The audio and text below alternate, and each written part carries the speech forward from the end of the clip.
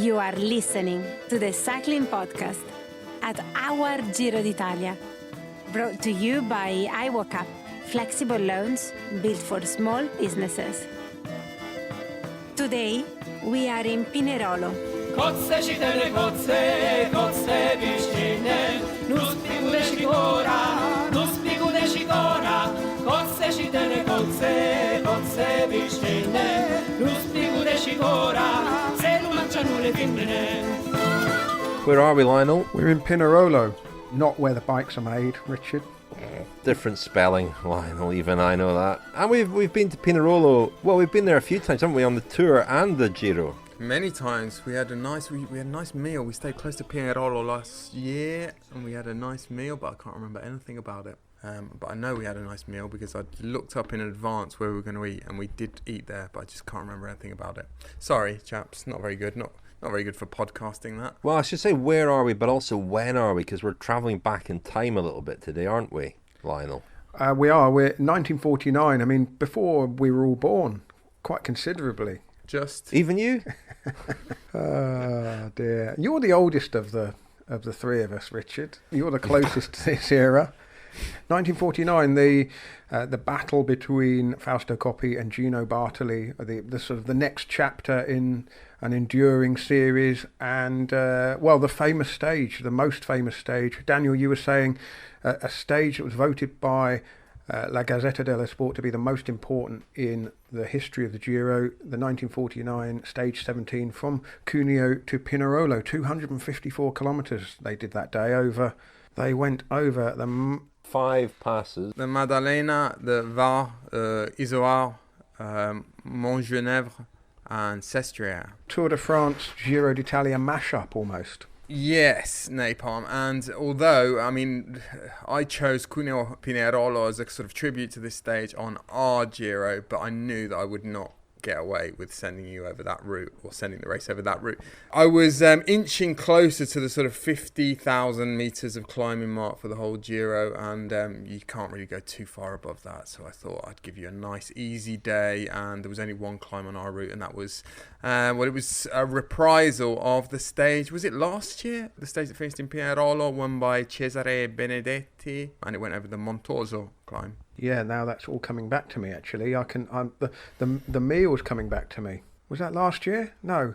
Yeah, we recorded in a courtyard of the hotel that you guys were staying in, and we were attacked by flies, or flying, stinging things. A stage that was also infamous for a bit of an altercation. Maybe altercation's too big a word, but a little bit of a spat between Marco Haller, our friend Marco Haller, great Arsenal fan and Bahrain McLaren rider, and a young... Oh, no, it wasn't a young fan. It was an older fan who tried to snatch a water bottle out of his mouth. And, if you want to rewatch that, then cover your ears and look it up on YouTube. So what have we got coming up today? Well, we are looking at the 1949 Giro d'Italia, and that stage in particular. You know, a lot of people made a lot of fuss about Chris Froome's long-range attack a couple of years ago, but Coppi went 192 kilometres from the end and rode alone to a 12-minute win. We will look back a bit on that, but more broadly than that, we're going to look at the literary Giro, some of the great writers who've covered the Giro, not least Dino Buzzati, the novelist and journalist who covered that race, and there's a collection of his reports from the race in a book that we've all been reading, so we'll talk a bit about that. But before we get on to that, could we have the tale of the Tappe, please, Lionel? Indeed, Richard. Yes, stage 19, as Daniel says, it didn't have the nerve to send us 254 kilometres, so it's just the 148, just the one climb, and even I'll finish this stage on the RGT cycling platform. There wasn't even a climb, was there? This was the Lionel Birnie stage. There was just a descent. And this then, there's a small climb once you get into Pinerolo, isn't there? Just a small pimple. little bump, little railway bridge at the end, but descending all the way down into Pinerolo, 30.3 kilometres. Very much looking forward to getting on the road and doing that. But just before we do cross over to the course, Richard, some news for us on the Cycling Podcast, which, Richard, you mentioned a couple of days ago in your report from the course that we'd been shortlisted as a finalist in the British Podcast Awards again, the fourth year in a row. I think the awards started in 2017 and we've been in the final of the sport category every year, which is obviously very pleasing for us. And if you would like to vote in the Listeners Award, you can do so at the British Podcast Awards website. Check that out and vote for us. We're up against some huge podcasts that are produced in Britain that have got huge audiences, so we need as much help as we possibly can. We need our whole peloton of listeners to get on there and vote for us. BritishPodcastAwards.com/vote. Just before we cross to the course, Lionel, a passage from Buzzati describing Sir's Coppi, Fausto's brother. I don't know which of us this applies to, but I did recognise it. The technicians say that Sir's, while not lacking in quality, is the only cyclist in the world who doesn't know how to ride a bicycle. His style, and even we laymen notice it, is disconcerting. Some compare him to a duck, others to a giraffe, still others to an accordion. If he didn't sway his hips at each pedal stroke, they say, he could do a lot better, but it seems there's no remedy for that. So I stopped pedalling a few minutes ago. I've got my breath back. It's a very warm day for indoor cycling, but I've completed stage 19 of Our Giro, as Daniele Friebe called it, the Lionel Birnie stage, the complete opposite of the Cima Coppi prize, which is awarded to the first rider to the top of the highest climb of the Giro. This is the stage with the most descending, and it was all downhill and flat, although there was a nasty little sting in the tail at the end. I come to expect nothing else from Friebe by this stage of the race. So our Giro's nearly complete, and my focus is on beating Richard in Sunday's final stage to Milan, which is just 16 kilometres long, pan flat. It's the time trial course, so it should really suit the Cinghiale of Watford. If you've ridden every stage so far, very, very well done. I've ridden about 2/3 of them, and this past week I've really noticed the benefits when riding outdoors. I've even set a couple of PBs on Strava. There's just 2 stages to go now, and whether you've ridden every day or just a few, or if you're even yet to try out our Giro, we'd love as many of you as possible to join us for Sunday's final stage. We'll be on the start line at 10 o'clock in the morning UK time, so if you've not tried RGT yet, go to rgtcycling.com to download the apps and get started. We'll see you there, and we'll be finished in plenty of time for a mid-morning cappuccino. Now, before we go back to today's episode, we've got some very exciting news. Some of you have been asking whether we intended to produce any more clothing, and the short answer is yes. We've partnered with Katusha to produce a new cycling podcast collection, which is being unveiled on our website today. We'll talk about it in a bit more detail tomorrow, but it's on our site now if you want to take a look, and you can even register an interest in buying it when it's available a little later this summer. Go to thecyclingpodcast.com and click on the tab that says shop in the menu. The initial range is a jersey and a t-shirt in both men's and women's cuts, so go to the website and check them out. You are listening to the Cycling Podcast at Our Giro d'Italia, brought to you by iwoca, flexible loans built for small businesses. iwoca.co.uk. Hi, I'm Matt White from iwoca. Normally you'll find me working with iwoca's accountant partners, but over the last few months I've been supporting our customers in getting access to all the different government schemes available. The Coronavirus Business Interruption Loan Scheme, or CBILS I suppose is the easier term, is really important to iwoca because it's designed specifically to help our core customers. So we've got 50,000 customers in the UK and rising, everything from CAFs to hair salons to builders to bakers to candlestick makers. Being able to give them finance where and when they need it is part of our core mission.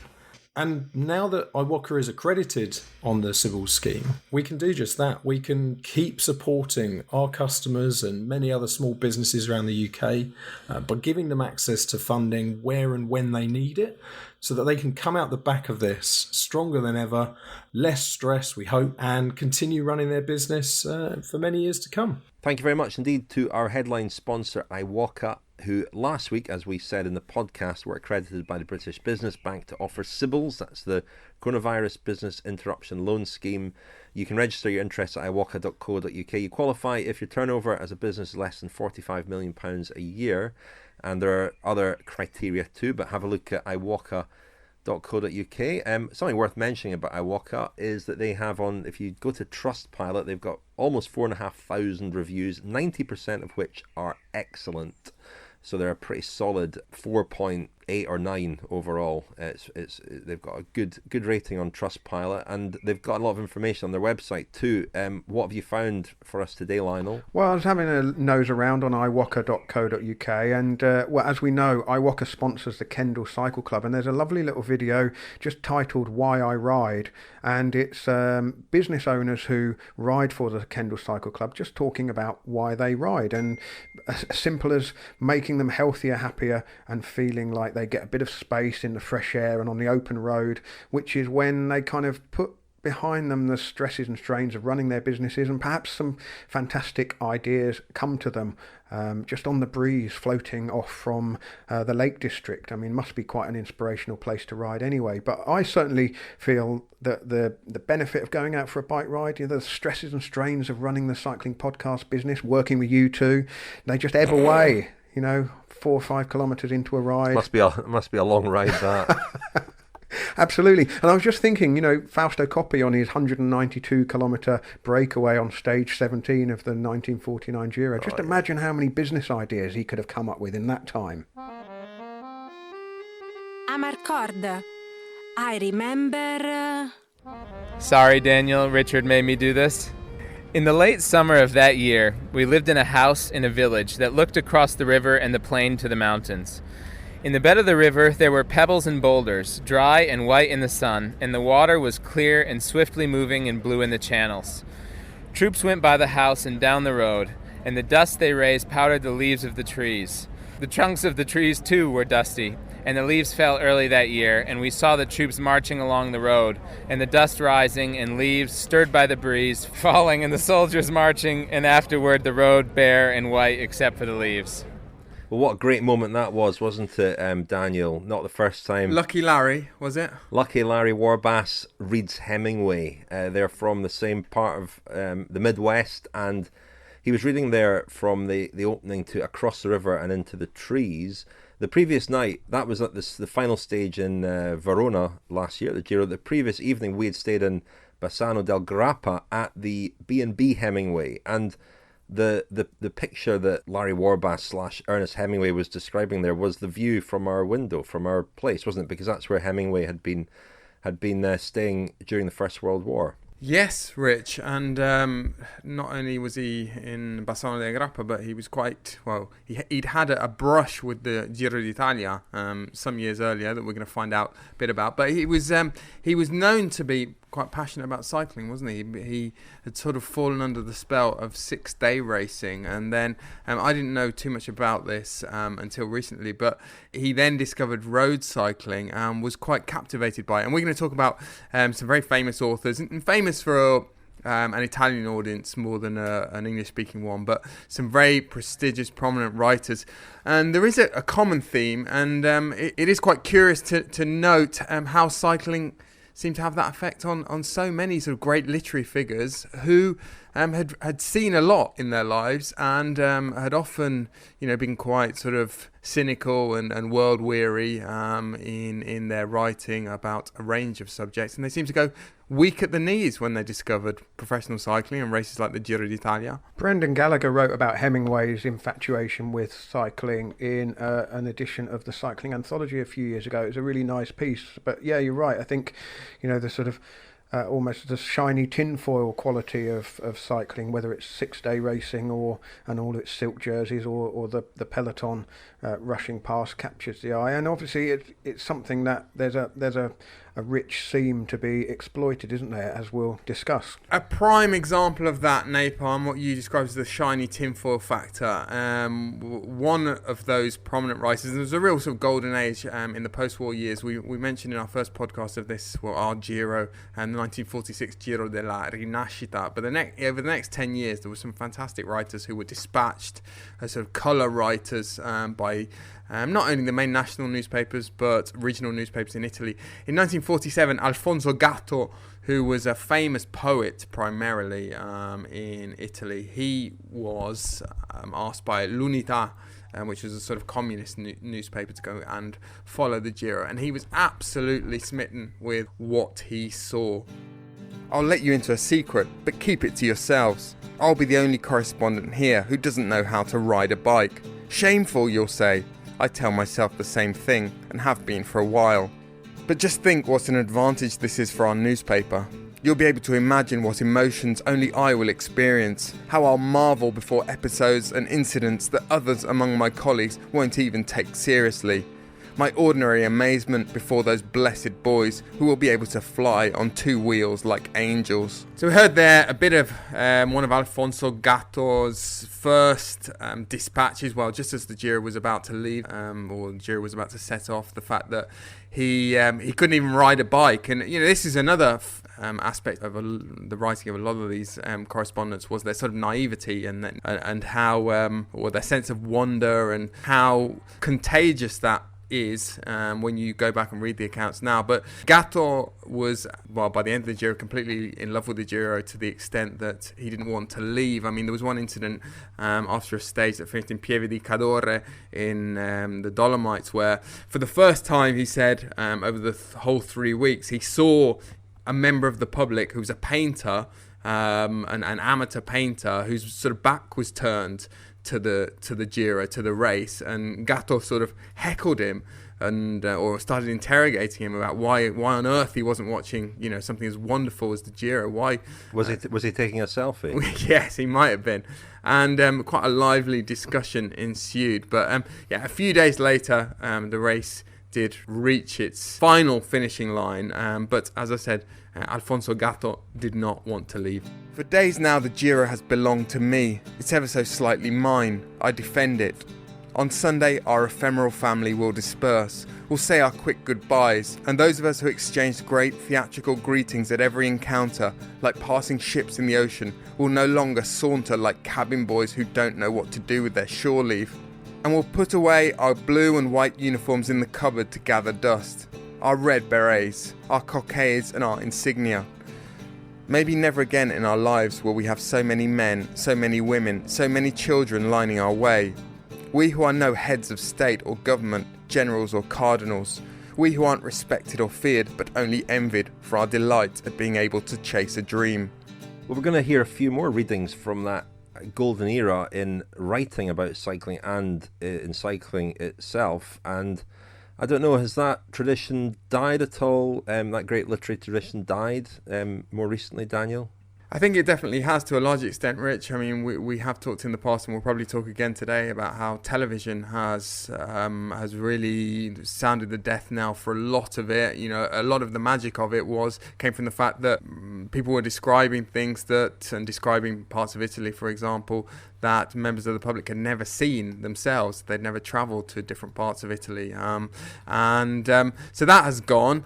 But over the years, there have been various individuals who have tried to uphold that tradition. There's been a sort of bloodline which some would say has ended with Gianni Mura, who we'll also discuss later, the journalist, the colleague of and sort of contemporary of ours who died recently. But there's also a young generation. I think I referred to them as buccaneering millennials in a little tweet I wrote about a book they'd written recently. But there's a group in Italy who call themselves Bidon being the French word for water bottle, cycling water bottle. And they're a sort of literary collective who first came to my attention 3 or 4 years ago when they brought a book out to coincide with the 100th Giro, and it was 100 stories about 100 Giri d'Italia.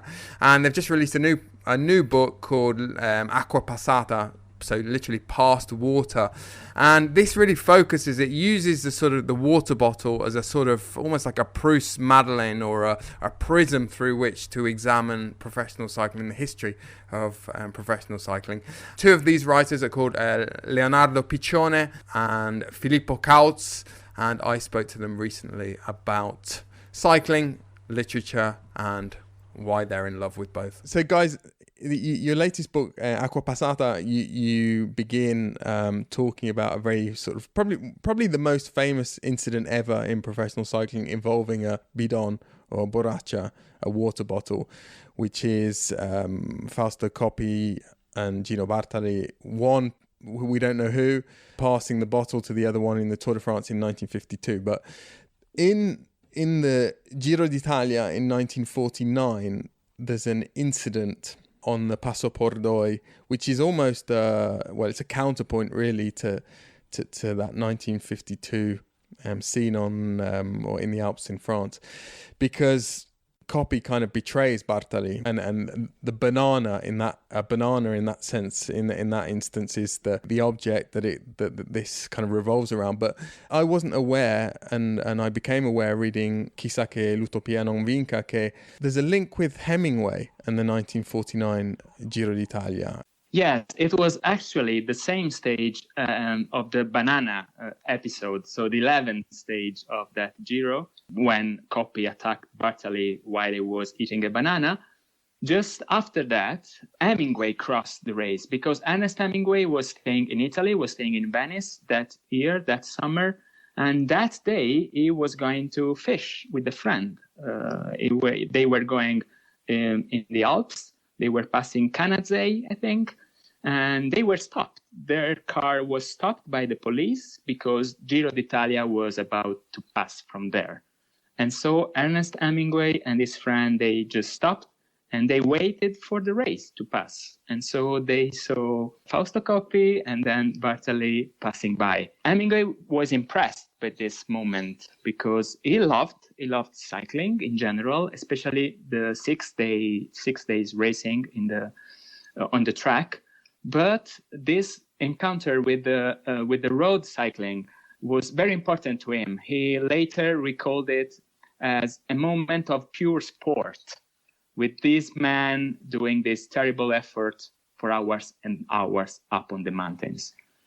And so that day was the 2nd of June, 1949. It happened, this wonderful and quick meeting between the legends of Italian cycling and Ernest Hemingway on the roads of Giro d'Italia. The intersection of literature and cycling is obviously, reading your books, it's obviously something that interests you guys. And the 1949 Giro, the one you've just been talking about, is also well known in Italy because a very famous account was written of that Giro by Dino Buzzati, who is a famous modern Italian novelist. And I'm just wondering, have you guys read that? And of all of the kind of literary figures that either covered the Giro or ended up having some kind of contact with professional cycling, particularly in the middle, I think, of the 20th century, I mean, who are the ones that you have particularly enjoyed reading or that you find most interesting? Yes, there is a long tradition in Italy, but probably in other countries too, of great journalists and great writers who were sent to the bike races. And this is something peculiar in cycling, because cycling has been created often by big journals. The first races in France and in Belgium were created by journals, in Italy too, of course. And it were created to create stories. And the stories were written on the journals, and the journal would sell more copies. So that's how cycling was born, more or less, at least professional cycling. So there was this long tradition of big writer who went to the races, and in Italy we had Dino Buzzati, Bruno Raschi, Indra Montanelli, Vasco Pratolini, Alfonso Gatto. A lot of great writers were sent to the Giro, but not just to the Giro, but of course the Giro was the main race in Italy. In the past, the journals sent one or more journalists for the report of what was happening, and one big writer for what we call il colore, the color. So the description of what was the impact of the race on the society, on the environment where the race was happening. For me personally, one main read was Vasco Pratolini, who went to Giro d'Italia. He was an amazing writer. And we had also recently great writers who went to the races. It's not something just traditional. One of all, for sure, was our beloved Gianni Mura, who just passed away. I would like just to mention another writer, Anna Maria Ortese. She was the first woman to follow the Giro d'Italia in 1955. That was a crazy year because there was Vasco Pratolini, as Filippo said, and she also writing for L'Europeo. Sometimes she also had to hide the fact that she was a woman following the Giro. She wrote very beautiful reports from the race. She was very interested in the people watching the race, in the public, in the Italy that was affected by this event. Where would one find her pieces? I think they are now collected in a collection of writings called La Lente Scura in Italian. I don't know if there is a translation in English, but they are travel writings by Anna Maria Ortese. Title is La Lente Scura. And guys, I was going to get onto it later, but since you mentioned him, Filippo, let's talk a little bit about Gianni Mura. I think you guys, you got to know him a little bit, didn't you? Yes, we met him a couple of times, maybe 3 times. We interviewed him and we asked him why he was still following cycling races, because I think last tour was 32nd Tour de France he followed as a journalist. And he just told us, I do it because it gave me so many emotions in the past. It's like one who gave the first kiss to a bridge, to the Ghisolfa bridge, he told us. And every now and then it just goes back there to that bridge because it remembers that love he had, that special moment. And so he was still going to Tour de France because this emotion he got from it, and because of the stories he told us.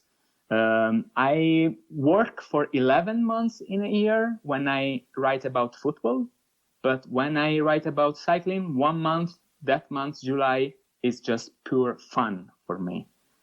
And so football is a job, but cycling is fun. That's the way, in some sense, it encouraged us to continue writing about this sport. It was, I think, in our generation or the previous generation, the link we had between these historical writers following the Giro and the present time, when, of course, the context is different. You don't have anymore the Italy that Buzzati or Ortese or Pratolini were describing, a country divided that they were trying, Giro was trying to unify. Of course, now things are different, but with Gianni Mura, we have a link, a literary link from that Italy to present time. And you talk about Italy. uniting Italy, Leo, but yesterday I was speaking to another writer and researcher that you know well, John Foote, who used to be one of my Italian professors at university. And he was saying that another key role that the Giro certainly used to have was explaining Italy to the Italians. Yes, definitely, because also teaching Italian, the language, because after the Second World War, that was important also to speak the same language and to teach the language to all the peninsula. And yes, I agree, definitely. Italy is very different. It's a very diverse country. Historically, it's like that. We used to have these small counties, these small states, and each of them was competing with the others. And they had different cultures, different languages, and it still is like that in some way. And so you really don't know. If you are from the south, as I am, I come from Puglia, you don't know really much about what happens in Valle d'Aosta or in Trentino. You don't know the mountains. I live in a completely flat region. The first time I saw the Dolomites was because of the Giro. I never saw mountains before in my life. And so Giro, this is what Giro does in Italy, and cycling in general. It teaches geography to Italians, history and politics and social relations. That's what we are missing now. That's why people are waiting with so much love to the next edition of the Giro. The unity of Italy was in 1861. And the first Giro was in 99. So it was less than 50 years Italy was existing as a unique state, as a unique reign at Just the time. thinking about Gianni Mura, Filippo, I mean, when he died 2 or 3 weeks ago, it sort of fell to me on the podcast to try to, tell a few stories about him, my experiences with him, and also try to explain to an English-speaking audience who won't have read his pieces what made his writing special and different. I probably didn't do a very good job of it, but what would you say defined his writing style? When I think of his writing, I sort of think of an Italian word is probably better than the English word, but a sort of scioltezza. He could deliver these very profound points and these fantastic observations in the manner of someone who had just kind of pulled up a chair next to you and sort of lit a cigarette and just started shooting the breeze. I think he had a great fantasy. I think his main point in his literature was that he was really able to see and to invent things around and inside the race. And that was something unique. Also I just think about, for example, the nicknames he gave to riders and to places. And it was something he probably learned from his master, that was Gianni Brera, another enormous journalist we had. He applied the fantasy to reality. That was his main topic, in my opinion. And he had a really great point of view on not on the race, but on the world where the race was happening. For example, I remember he was obsessed with food and wine, of course, but he was able to write about food and wine of the place of the race, talking about the race. And his articles were about the race, for sure. But at the same time, he was telling about what was happening in the world he was living in that moment. Can I just add a funny thing about him? A funny episode we have. Yeah, last time we met him in 2019 Giro, we were celebrating actually Gianni Brera in his birth town. And we asked Gianni Mura about our new project. We were doing a podcast during that Giro. And I asked him, Gianni, so we are working on this new format, a podcast. What do you think about it? And his answer was, first of all, you make me the question again, but in Italian. And so, yes, it was like this. It was very generous.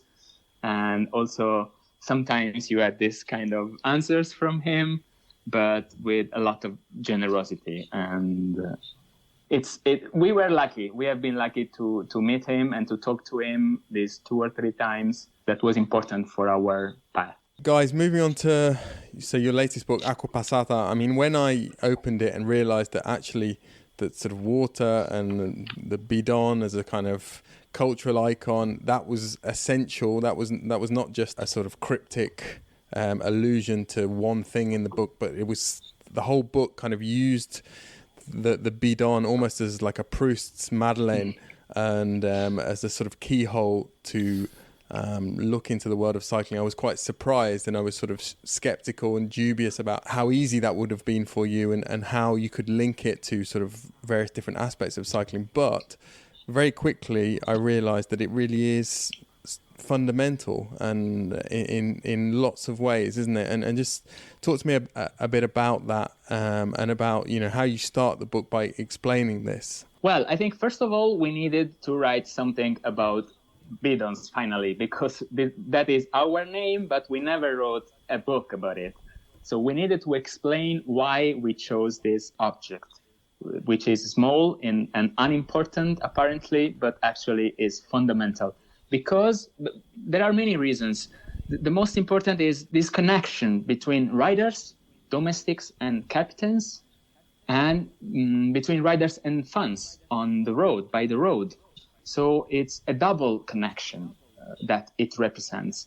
And also it is a small vessel. It's like a bottle you leave in the ocean with a message. And so each bidon, as they say in French, contains stories and is a vessel for stories.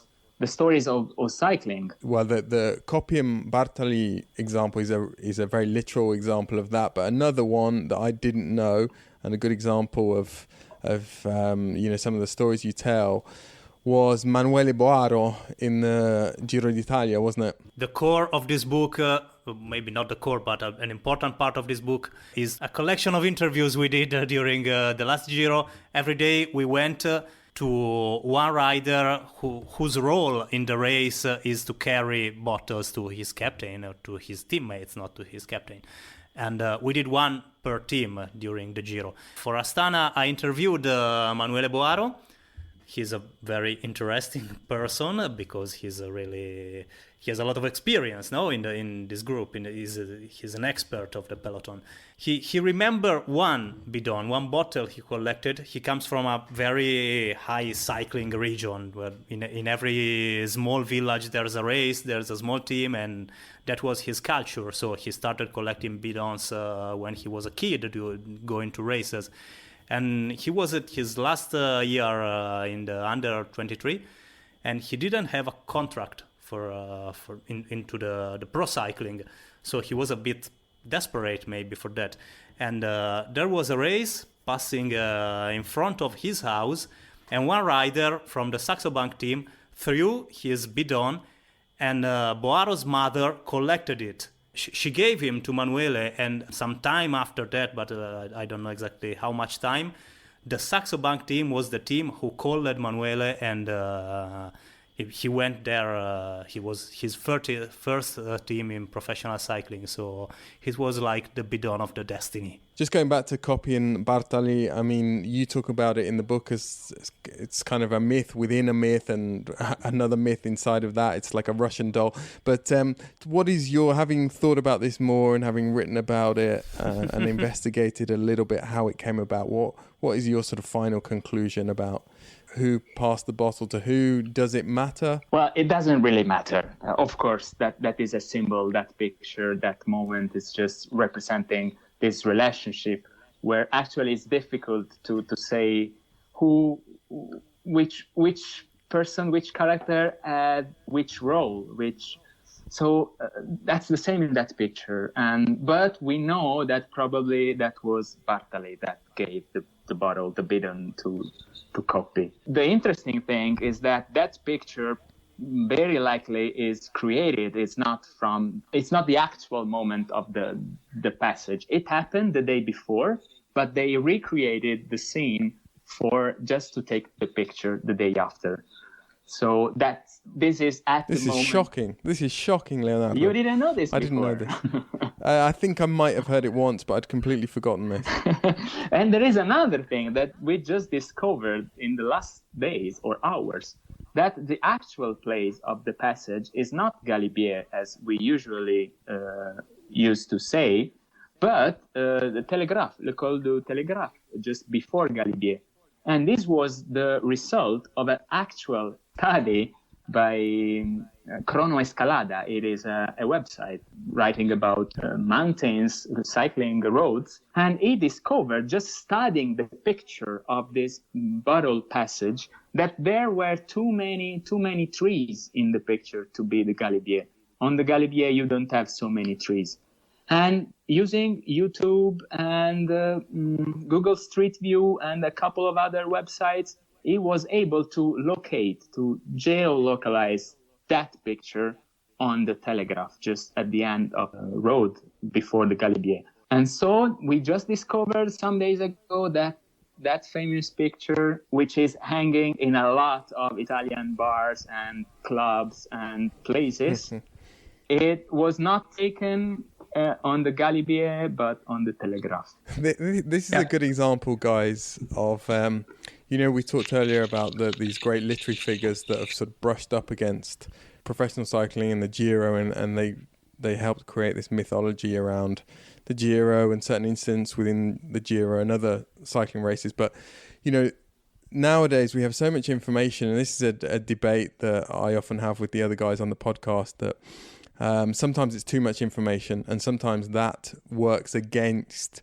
the creation of these wonderful myths that are one of the reasons we sort of fall in love with this sport.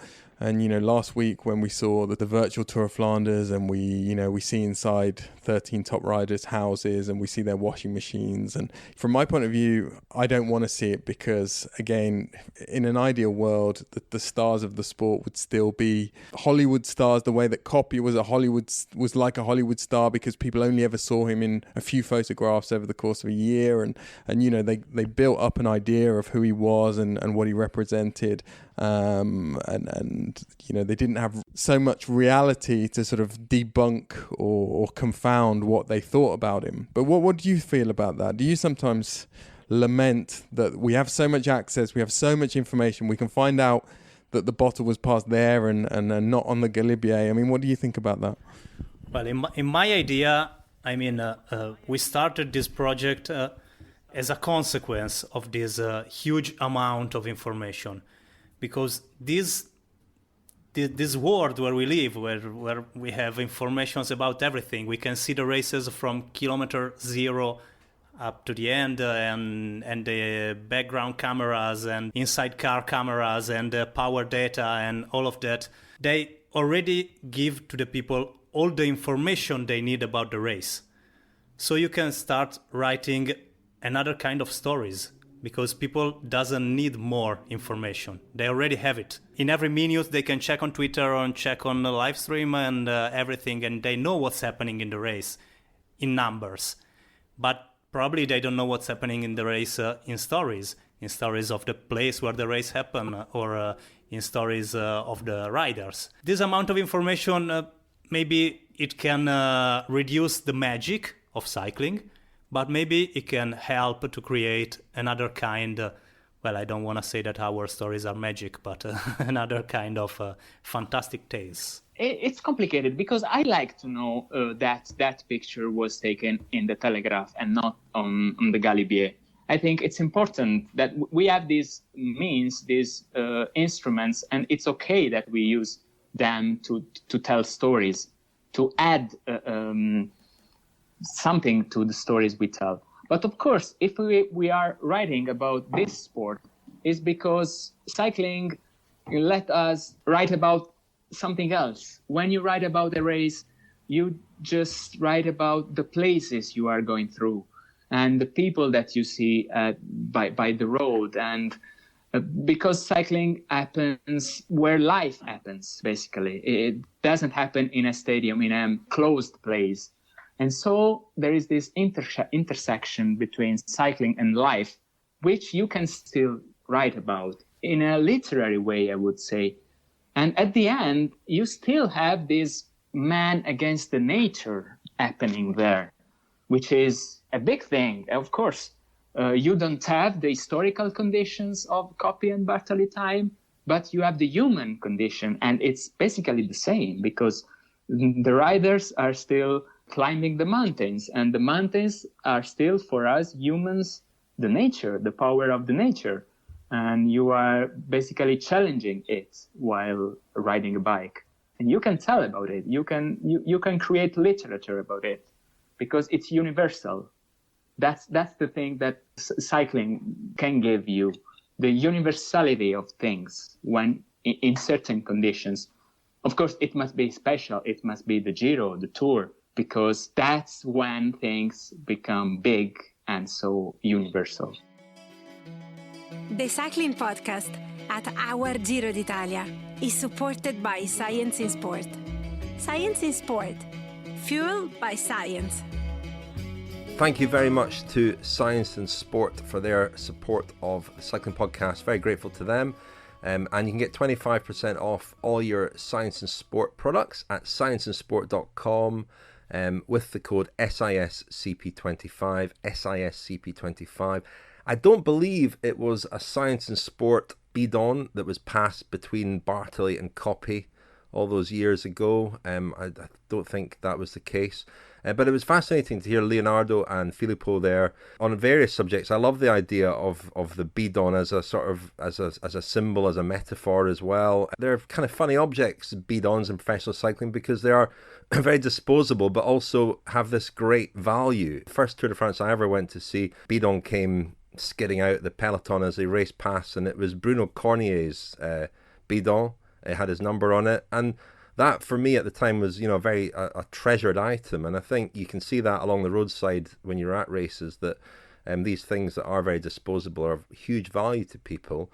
I was interested to hear the story about Ernest Hemingway being at the 49 Giro and witnessing, you know, the aces, Coppi and Bartali, in their pomp. I looked up one of my Hemingway biographies here, and Hemingway did spend that summer in Venice. He actually got an eye infection, having been hit in the eye by an oar, he reckoned, on one of the gondolas in Venice. He was lucky to be able to see it just before his eyes both closed up. When he went to the Giro, do you think he had one of those big pink foam hands that he was waving at Bartali? Yeah, maybe it was that. Maybe it was that. Who knows? Could have been scurrying after the publicity caravan to get some crap they've thrown out. He bought 3 Wolfies for his young nieces and nephews. Anyway, see, this is it. Yeah, we smashed the mystique, don't we, with all this modernity. We're not going to sort of go over the whole kind of Coppi Bartali story. I mean, that their lives and their rivalry has led to millions of words being published and spoken. And it still sort of hangs over Italian cycling to some extent. And certainly in 49, their rivalry was at its peak. Bartali was kind of on the way down. But for a brief primer on the pair of them, on Coppi and Bartali, and what they meant to Italy and how their rivalry divided Italy, let's cross over to Flavia. Gino Bartali, or as we call him Ginettaccio, and Fausto Coppi, the Heron, were serial Grand Tour winners whose rivalry lit the Italian imagination during the fascist regime, Second World War, and into the newborn Republic. Mass media projected them and their tifosi as being on opposite sides of a polarized nation.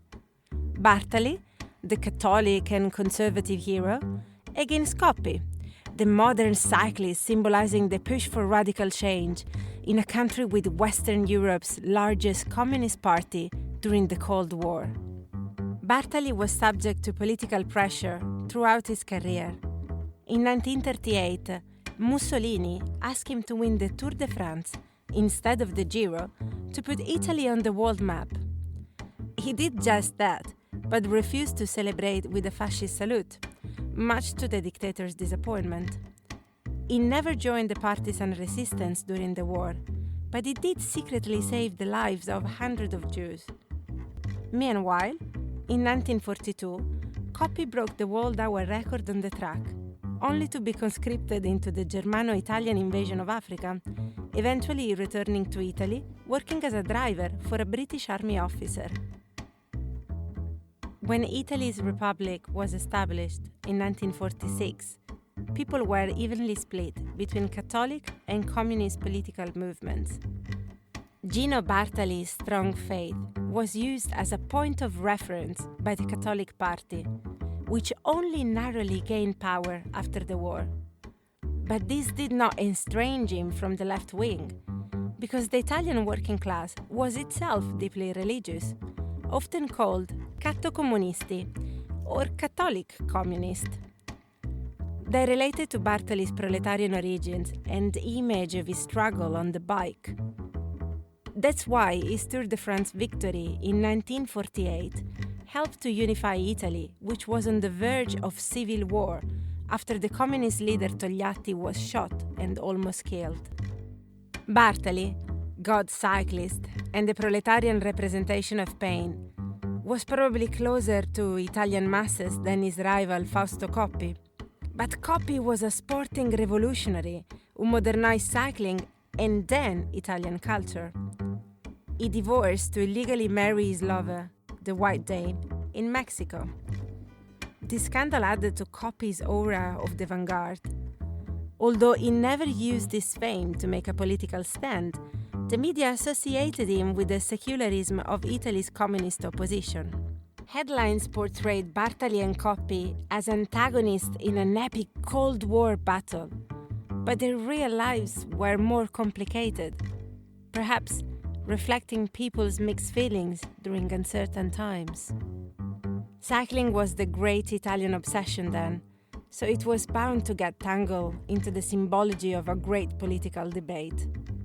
In the end, National pride in both of their sporting victories became the true sign of the times, ushering in the boom years of Fellini's Italy. Thanks for that, Flavia. So as she says, Coppi and Bartali, had so much significance and importance beyond just cycling. But we've all been reading the Dino Buzzati collection of, writing from the 1949 Giro, and I think we've all been impressed by it. There's a freshness in the writing. He was a very highly acclaimed novelist and journalist, and here he was at the Giro d'Italia, and as you say, Daniel, smitten by it. And also what really struck me reading it was just how revered Coppi and Bartali were even when they were racing. I think we've got this idea that often riders or any athletes, the legend grows in retirement as the light fades on their achievements. But it seems that Coppi and Bartali were both larger than life, kind of mythical figures almost, even while they were still competing. Here is Buzzati on the pair of them, the aces, Coppi and Bartali. It's odd. All the other racers who just dismounted from their saddles and are seen at the restaurant, for example, or in the coffee shop, are difficult to recognise, so different do they look. Like actors who, having removed their makeup, are no longer acting and rejoin the ranks of ordinary men like us. Not him. Even after the race, he does not go back to being just any man. He remains a champion, alien to our everyday world. And the strange thing is that we thought this myth phenomenon was destined exclusively for the naive crowds. In the intimacy of his own circle, we believed, he will be considered a superior class cyclist, yes, but as a man like all the others. Isn't it the same for great artists and powerful political figures? Seen close up in their daily life, they too come down from their pedestals. Respect becomes blurred. We're on first name terms. We can take the liberty of joking. Instead, in Coppi's and Bartali's case, especially the latter, the myth persists even here among those close to them. Not that they are considered geniuses, but no one dares to have a poor opinion of them. We consider everything they do in a special way, even the team directors on whom they depend, even the patriarchs of the bicycle, even the journalists whose job almost always turns them into ruthless skeptics. We consider everything they do in a special way, even the team directors on whom they depend, even the patriarchs of the bicycle, even the journalists whose job almost always turns them into ruthless skeptics, have a not uncommon respect for the two champions without their realising it. They deny it, of course, and if by chance they read these lines, they will be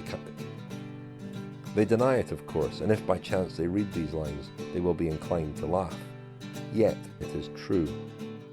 It's interesting to read, Rich, and note there that even for someone on the race, they Coppi and Bartali they retained that aura. I mean, it's a theme, really, a lot of these literary figures that were dispatched to the Giro, and that there is a sort of underlying frustration that they couldn't get under the skin or further under the skin of the race, the riders, and also even at times the geography of Italy. There's a kind of unease at the fact that they were just sort of speeding through these fantastic locations. In some cases, these were writers who were travel writers, and they thought they had this idea that they were going to be visiting all these towns in Italy at a very important point in Italian history, not long after the Second World War, and finding out what people thought and what people were living, and what they actually got was sort of flashes.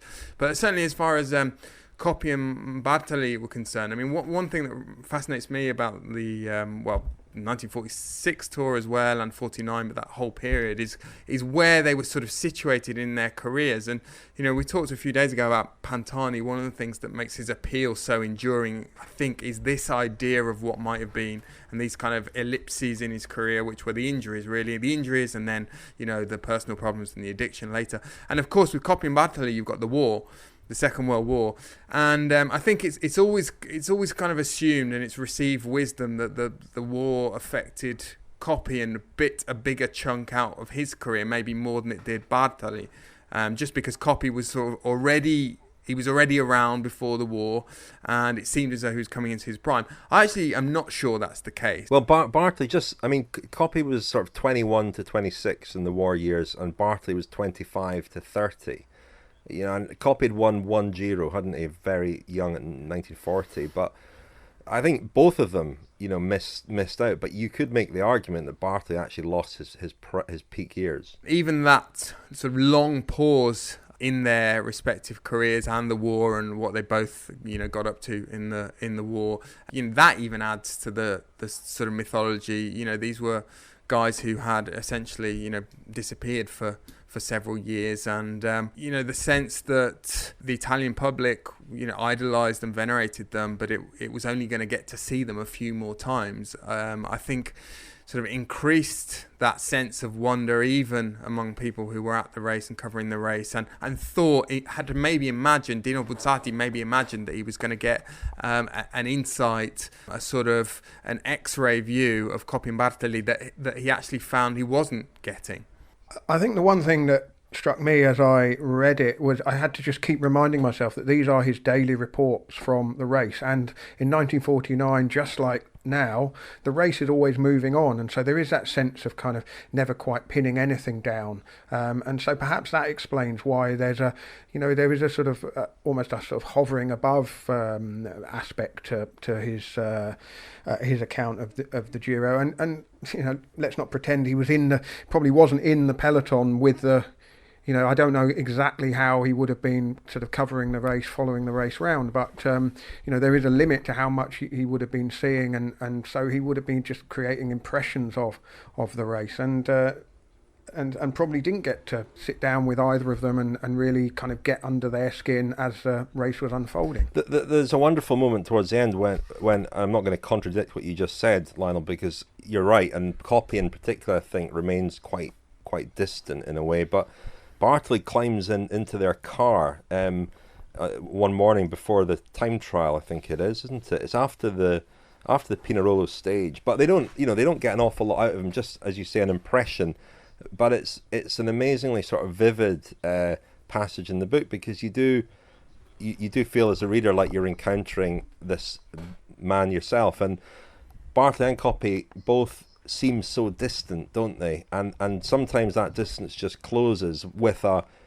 beautifully lyrical description, say, of Coppi riding, which I think we might hear from Buzzati's book. But I had a moment like that last year, or no, a couple of years ago, when I went to see Jean Bobet, who writes about Coppi as well in his book and raced against him in the 50s. And you're struck by the fact that the guy sitting opposite you raced with Coppi and was caught by him in a time trial, and actually saw this person who only exists in these famous images in the flesh and in colour, so it's funny. I think the distance obviously goes a long way to creating or enhancing that sense of mystique. Just on Buzzati, I mean, I said there's a freshness in the writing and a real sense of joy, and we heard earlier how Gianni Mura regarded covering cycling as almost like fun compared to his day job. There's a sense of that as well. But I've been reading one of his other books, a collection of short stories called Catastrophe. And these are incredibly dark and dystopian and pessimistic and cynical. It's hard to square with the writer who seems to enjoy himself so much at the 1949 Giro. There's a story in there called The Epidemic, where people are infected by this infectious disease only if they disagree with the government, which is an interesting idea. But they are incredibly dark stories. I can't read them at night. They interrupt my sleep too much, but very different to his work at the Giro in 1949. Look at Coppi. Is he climbing? No. He is just forging onwards as if the road were as flat as a pool table. From a distance you might say he is out for a blissful stroll. Close up you can see his face becoming more and more lined, his upper lip contracting like a rat caught in a trap. Coppi is alone. For a long moment up to the Pordoi summit, then down to Araba, and then up again to the Passo di Campalongo, and down again to the Plan Gardena crossroads, we follow him by car in his diabolical undertaking. He proceeds calmly, rising occasionally above the handlebars, harmoniously moving his tapering legs, solid at the upper joints, but slender at the calves. He does not turn to look back. He asks no advice from Tragella, who, standing in the blue car, follows a few metres behind. A racer on a bicycle, agreed. And us for sure, we are not passionate fans. Yet there is something stirring about this slender young man who rides the mountains one after the other with nothing more than the beating of his heart. Downhill he does not force the pace, but matches the increasing speed with unneeded thrusts on the pedals. He tenses on the curves, then relaxes again as the road straightens out. Methodical, always true to himself, his physical pain hermetically sealed within himself. Always more alone. No people in the fields, no motorcycle uproar, nor headlong avalanche of cars. In passing next to him, Buzzati shouts, "Bravo, Coppi, you are 5 minutes ahead." He lifts his head, moves his lips to say something, not a sound comes out. Yes, Bartali crossed the Pordoi 5.5 minutes after him, preceded by Leone and Passotti. Well, we mentioned the famous stage to Pinerolo where Coppi attacked with 192 kilometres to go, rode alone, finished 12 minutes ahead of Bartali, and really consigned Bartali to history in a way. He was the coming man, Coppi, and he was set to dominate. And here we have reached the last torture, the Gardena Pass. Another 600 metres to climb. Dismal crags loom up, ominous, as are the wild gorges from which wintry blasts of air descend. Coppi slows down a little. They are saying he has reached his limit. Finally we see him lift himself from the saddle, pedal 3 or 4 times, then recapture his former rhythm. His triumphant flight in the storm pauses. Odd rumours arrive with the motorcyclist who left Bartali a short while ago. Bartali has cut loose from the others and is pressing on alone. He has gained 2 minutes on the descent, they say. He is only now beginning to work full force. If Coppi weakens the slightest bit, the other one will be right on his heels before the final summit.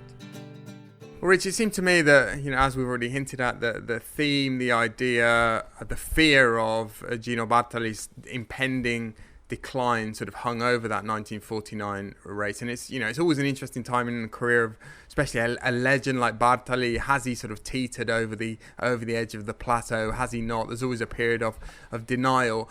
And if you fast forward a few years, obviously that caught up with Coppi as well. He would eventually reach that point. And in 1955, Coppi was still hanging on. Fiorenzo Magni as well was still riding. And another very eminent writer and novelist, and this time it was a woman, Anna Maria Ortese, was sent to the Giro, and she was covering it for the Europeo newspaper. And that was an oddity, certainly. Women didn't get many opportunities, certainly at that time, to cover major sporting events as journalists, and she was a very, very distinguished writer indeed. I don't think it was easy for her at all to cover that race. She was sort of in disguise half of the time, or she certainly went to great lengths to, be as discreet as possible, sort of covered her face. She was asked by other male journalists what the hell she was doing there, trying to cover the Giro d'Italia. But some of her writing on that 1955 Giro and on Coppi have certainly stood the test of time. And finally, one single roar in which there is love, admiration, but also a fright announces Coppi's arrival. There was wonder even for the layperson in seeing him advance, effortless, with a lightness and violence that seemed to cost him nothing, almost as though he was falling and was exerting himself only to absorb some vague force. His wheels, don't ask us how, seemed to spin higher and lighter than the others, enchanted wheels which had kidnapped the senses of farmers and peasants at yesterday's roadside. While his upper body remained still, relaxed almost, the pained, severe expression that we all know shifted this way and that, straining curiously, smiling without smiling. Like the other riders' faces, it was red and hollow, and his eyes glistened as though with tears that were in fact flumes of sweat or water that he had poured over his head and was now dripping from his neck and brow. Like the beak of an exhausted bird of prey, his nose pierced the air and the cloud of white dust. He was perhaps exhausted, but he flew. It's just that May was the most amazing, the most captivating, and also the first and last month of childhood. Because anyone who sets off on the Giro becomes a child for 1 month. There were 10 stupendous days, or a month, or an eternity. Mountains and sea, dust and sky, a beautiful sky that was always blue like in the novels, bushes bursting with flowers on the deserted mountains stretching the length of Italy, the cavalcade of vehicles, the glory of the bicycles. Those waves from one car to another, those fleeting glimpses before losing sight of each other again. then finding him and his gentle face, his blue eyes under a tree at a sun-baked rest stop, and thinking that I'd be close to him again that night.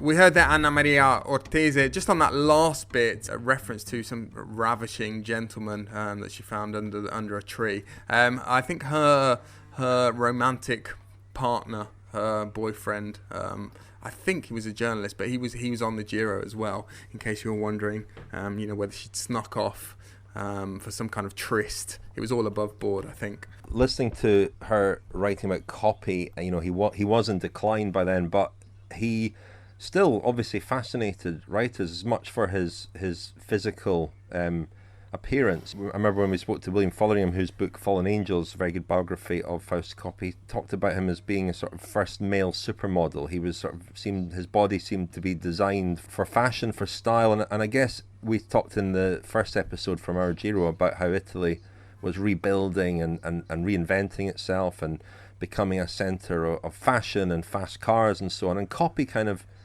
fitted in with that, maybe contributed to that sense as well, did he?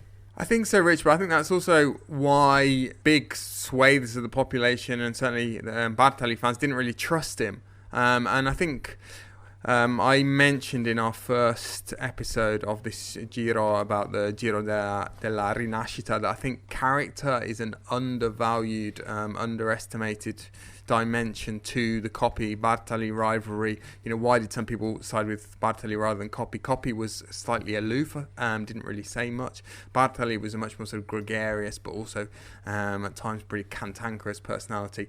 But also there's a regional element to it as well, not just in the sense that, well, if you were from closer to where Coppi was from, then you were more likely to support him. Not just that, but Coppi was from Piedmont, Napalm. Your ears should be pricking up because I've been calling you the Prince of Savoy. Well, Piedmont was part of the old kingdom of Savoy, and of course, well, that was the sort of dominant power in what had become Italy, and the old king of Savoy, or the house of the royal family of Savoy, was banished when Italy became a republic. But that region, it has strong French influences. It's geographically the closest to France. The food is a bit more like French food. The accent and the dialects are a bit more like French, whereas Tuscany, where Bartali is from, is really, that's the sort of the essence of Italy. The food is, it's all olive oil and tomatoes and everything that everyone associates with the sort of cliches of Italy. The Italian language was born in that region. It's the purest Italian, still thought of as the purest Italian, and I think that perhaps played a part as well. There was almost a kind of xenophobia towards Coppi that some people felt that he was somehow slightly different, slightly more urbane and slightly more bourgeois. I didn't realise until I read a bit more about Bartali how gregarious he was, and how much of a bon vivant he was. He was out late, he was drinking, especially in his later years as a rider. I mentioned, I think, in the first episode, he drank, I believe the figure now is 28 espressi a day on the advice of his doctor. He was pretty much a chain smoker. He smoked a lot. He believed that was also good for his heart. Get him started before races. He took eggs with him as race food, raw eggs, and broke them, smashed them on his handlebars. Let the white drain away and just eat the yolk. And he had 5 or 6 of them per stage, apparently. He also believed in old-fashioned remedies. He travelled with a compass so that he could always align his bed north to south. And he would move the furniture in every hotel room he slept in. Another little, I don't know, you'll appreciate this one, chaps. Do you know that in January 1950, Coppi and Bartali captained rival football teams at the arena in Milan? Coppi's team played a 5-3-2 formation with Coppi on the right wing, and Fiorenzo Magni, the third great champion, in goal. Do you know what the final score was that day, Lionel? Go on, Lionel. No, absolutely no idea. 0-0. 6-0. Was 6-0. Who to? Coppi scored the final goal. Coppi's team won 6-0. But I think I can imagine him as a languid midfielder. Sorry, go on. Well, I was just going to say these kind of head-to-head rivalries in sport and elsewhere that build up. they capture the imagination because of the differences, and those differences say as much about those individuals as they do about the sides that people choose. I mean, when you think of, I don't know, Covet or Bjorn Borg, John McEnroe, or Prost Senna, or Muhammad Ali and Fraser, or even Blur or Oasis. You know, people choose sides. Blair and Brown. they choose sides. Biggie and Tupac. There you go. I mean, one for the kids there, Daniel, 25 years ago. But it says as much about the side you pick, that says as much about you as it does about those people. So I'm wondering, for the two of you, are you Coppi or Bartali in this one? I think you can probably guess who I would be. Coppi. Yes. I think you'd be Bartali, Rich. And I think I'd be Sirs Coppi. You'd be Sirs. Oh, poor old Sirs. Well, that's another thing they had in common. Both had brothers who were professional cyclists who both died tragically young in bike-related accidents, which is really strange. So they had a lot in common, and they apparently got on a lot better than people believe. The bottle passing incident being a case in point, and we heard earlier how it's believed that the bottle was passed by Bartali to Coppi, but the day before, and it was set up. Yeah, but the interesting about that is that Bartali didn't claim credit, and of course the most famous story about Bartali known now is that during the war, something he kept very quiet for most of his life until just before he died was that he acted as a courier, regularly riding over 100 miles from his home to Assisi to collect forged identity papers for Jews who were obviously living in very difficult times in Italy in the Second World War under the Mussolini's fascist regime, and with lots of Nazi soldiers in Italy during that period. So Bartali, a real kind of hero, and he certainly didn't go public with that. It emerged later on in his life. You get the impression, well, I'm not yet at the same time, he was this larger than life, kind of very colourful, or certainly very gregarious character, whereas Coppi could be apparently quite shy, quite withdrawn and reserved. And yet, he's the glamorous figure, isn't he? He's the sort of the modern cyclist, and a lot of people call him the first modern cyclist. Just another aside, Rich, before we move on, that caught my eye in the Buzzati book was Gino Bartali talking about why he thought he wasn't going quite as fast as he used to go on the descent, and the reason for that was the infamous plane crash, air disaster involving the great Turin football team, which the plane crash had happened just a few days, I think, before the Giro had started. He linked this to feeling slightly more anxiety on the descents in that Giro, because he had been a real demon descender. It sort of links back to our podcast a couple of days ago. Giro Dream Team with Ciro Scognamiglio. Bradley Wiggins. Yes, because Sir Brad, told me once that in early 90 read Gazzetta dello Sport and Hyde Park looking for the results of Giro d'Italia. Exactly the same as I did at the same times in Naples. Now I'm journalist of Gazzetta. Brad won everything in his career, world hour record, tour, Olympic medals, and he loves history of cycling, and the pink color, pink jersey, and also my newspapers. Thanks, Brett. You don't know this, but we are almost twins. So that's Ciro's team complete, isn't it? From a rider roster point of view, his team is assembled. At least for the start of the Giro, there'll have been a huge fight on the bus after about 3 stages, I think, and there'll only be 2 of them left. Well, should we run imagine through? Him standing on the platform, waving at the crowd, a motley crew. Yeah, run through them, please, Lionel. It is a motley crew, isn't it? Who's the team leader out of this lot? Filippo Pozzato, Elia Viviani, David Miller, Vincenzo Nibali, Mark Cavendish, Bradley Wiggins, Oscar Pereiro, and Alberto Contador. He's basically gone for Italians, Brits, and Spaniards. And more British riders than Italians in there, aren't there? Or no, is it the same? 3-3. 3 and 3, yeah. 3 and 3, and then a little Spanish clique sitting at the back of the bus, muttering to each other, wondering what on earth they're doing in this team. This is maybe something we should all repeat for future Grand Tours. Each come up with a dream team. No? Should we all do that, maybe? Yeah. I mean, they'd win some stages, wouldn't they? If they could get their ducks in a row. Cavendish should win a few sprints. They'd have a good chance in the time trials. They could win every stage, but not win overall, I suspect. It would be a great Giro. It'd be a great team to cover as a journalist, wouldn't it? Oh yeah, it would be fantastic. So we're still waiting for his DS and his manager. Is that correct? That's correct. They're coming. Okay, lots to look forward to. Well, from one great Italian journalist, Ciro Scognamiglio, to another, I think, Daniel. Well, yes, Rich. We have, over the past few weeks, we sadly, we mourned the death of Gianni Mura, the great La Repubblica writer. Probably the closest thing we had until a few weeks ago to the likes of Dino Buzzati and Anna Maria Ortese and Alfonso Gatto.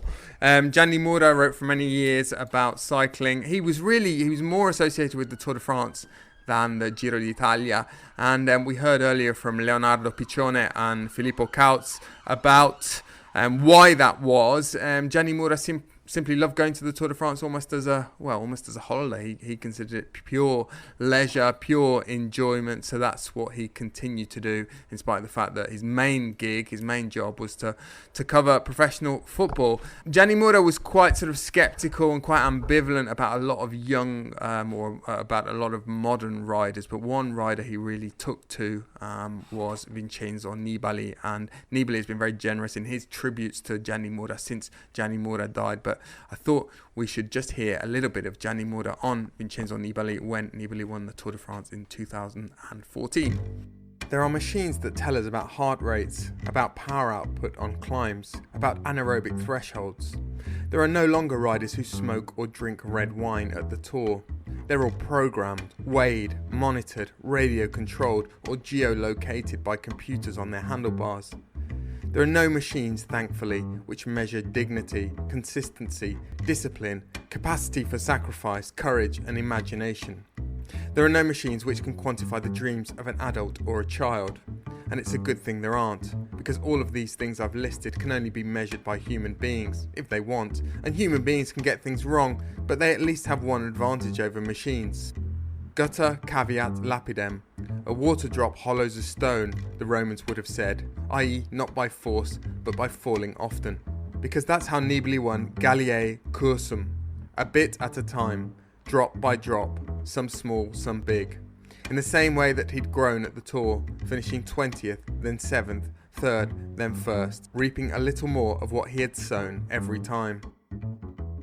Well, someone who would have got on very well with Gianni Mura whose path would have crossed Gianni Mura's at the Tour de France because he covered it for a few years is Richard Williams, formerly chief sports writer at The Guardian. He's the author of many great books. He's written about music and cinema, and he's an all-round polymath, and he's in that same category really, and he's somebody that we've all looked up to as a writer. But he wrote a few years ago a chapter in the Cycling Anthology about Charlie Gall, another rider like Fausto Coppi, who has inspired a lot of writing, a lot of good writing over the years, because his feats as a rider were pretty extraordinary, and he was an interesting character too. The Angel of the Mountains, he won the Giro d'Italia in 1956 and 1959.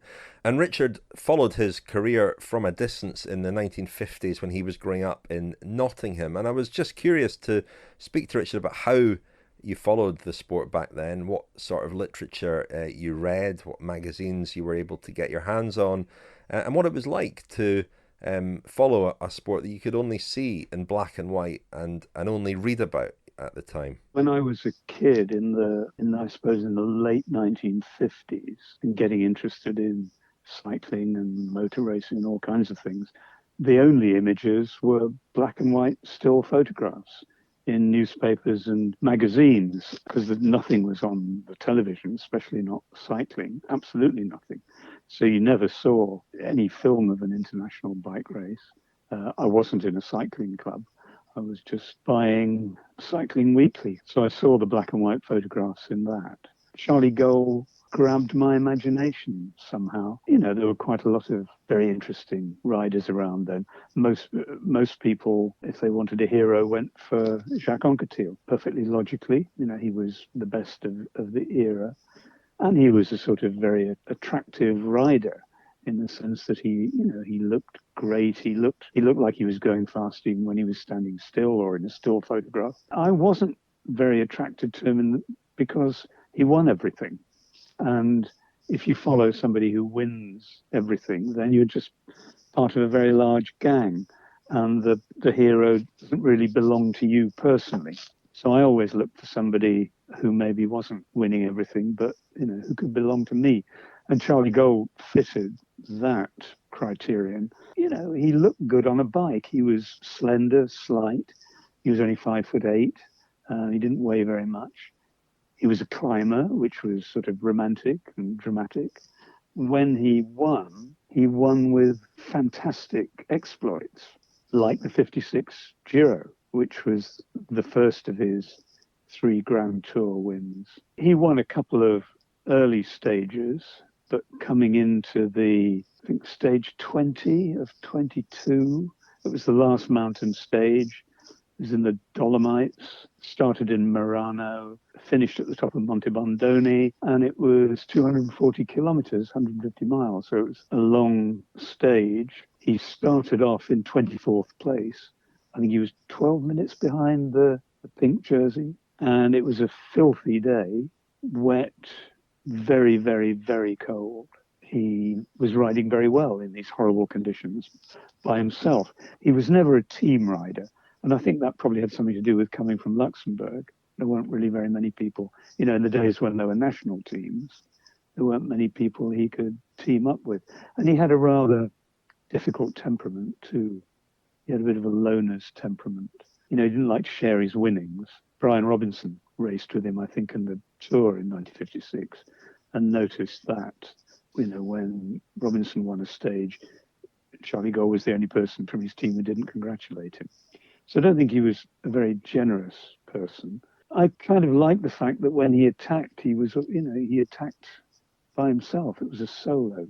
And on this stage 20 in 1956, he took all the time back as the conditions got worse and worse and worse. And when they got to the foot of Monte Bondone, I think there were still 2 people ahead of him. And it was getting colder and colder and wetter and freezing. Might have been Fiorenzo Magni, who maybe was in the lead on the road. It was so cold that halfway up Monte Bondone, he got off, went into a sort of hut and tried to get warm. And there's a story that Charlie Gold, his team manager was Leonardo, who was a rider from the 30s. He'd won the Giro in the 30s, a great Italian hero, actually poured hot water over Charlie Gold on the way up the Monte Bondone to sort of unfreeze him. At the top of the climb, he'd won the stage, and I think he put 12 minutes between himself and the next man. So that was Richard Williams on Charlie Gold, and this has been our, looking back at the 1949 Giro d'Italia, Coppi and Bartali, and some of the great writing about cycling and about the Giro.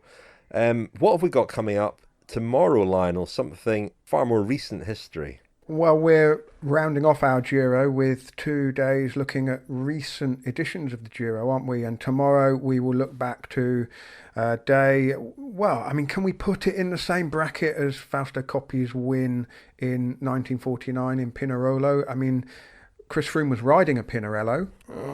Second, I know. But in terms of... But it's interesting because Froome did do something that day that people thought, didn't happen anymore, and which Charlie Gold and Fausto Coppi were famous for, which was the long-range solo attack. Exactly. It was a day where we were all left kind of agog at what he'd done, and you've spoken to Chris Froome and others to kind of piece together. Spoken to everyone. Spoken to Tom Dumoulin, Simon Yates, Matt White, Chris Yule Jensen, Chris Froome. Did I mention him? Pretty much all the protagonists from that day. So that's something to look forward to. That's coming tomorrow. But that's all for tonight. Thank you very much. Before we go, we heard Larry Warbass earlier reading Hemingway. A reminder that Larry stars in our first film with Connor Dunn and Zoe Road, is out for friends of the podcast, exclusively at the moment for friends of the podcast. If you sign up as a friend, you'll be able to watch it up to June the 10th. So you can still sign up as a friend at thecyclingpodcast.com. Lots of audio episodes there as well as the film. You'll get an email with instructions about how to watch the film. And if you have any problems accessing it, please email us, contact@thecyclingpodcast.com. We will be able to help you. Thanks to everybody who signed up as a friend of the podcast. And that's all for now. Thank you very much, Lionel. Thank you, Richard. Thank you, Daniel. Thanks, chaps.